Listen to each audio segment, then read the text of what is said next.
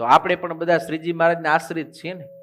એમાં કોક શ્રીજી મહારાજનો આશ્રિત બજારો નબળો હોય ને એને જરૂરિયાત હોય તો આપણે એની મદદ કરવી જોઈએ, ન કરવી જોઈએ? જેટલી આપણાથી થઈ શકે એટલી. ને આવડો મોટો સમુદાય ભેગો થાય તો એક જણાની મદદ કરવી હોય તો કેટલો ભાર પડે? કાંઈ ના પડે. પડે કાંઈ? ખાલી એક મુઠ્ઠી આપણે દઈએ એમાં એક હરિભગતનું આખું ભરણ પોષણ થઈ જાય. આવડો મોટો સમુદાય.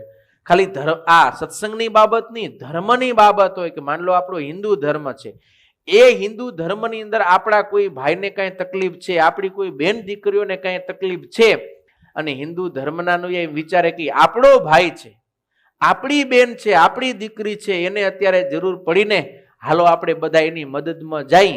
આમ જો આપણે બધા વિચારતા થઈ જાય ને ભક્તો, તો કોઈની તાકાત નથી કે હિન્દુ ધર્મના અનુયાયીનું કાંઈ બગાડી શકે. કોઈ કાંઈ ના બગાડી શકે. પણ આપણે એકત્રિત નથી થઈ શકતા, આપણે ભાઈ ભાઈ નથી માની શકતા, આપણે પારિવારિક ભાવના નથી લાવી શકતા. એને કારણે વિધર્મીઓ બીજા તત્વો આવીને આપણને દુઃખી કરી જાય. પાડોશીમાં થાય તો આપણે હું, મારા ઘરમાં તો નથી ને, હે પાડોશી, ભાઈ પાડોશીમાં થયો તો કાલે તારો વારો નહીં આવે એમ, તેથી તને એની જરૂર નહીં પડે. પણ આપણે એમ વિચાર્યું હજી તો પાડોશીને છે ને, મને ક્યાં છે એમ. આપણે અતિશય સંકુચિત વૃત્તિવાળા થઈ ગયા છીએ. એને કારણે આપણા ઉપર ઘા આવવાનો હવે છેટું નથી, આવી જ જવાનો છે.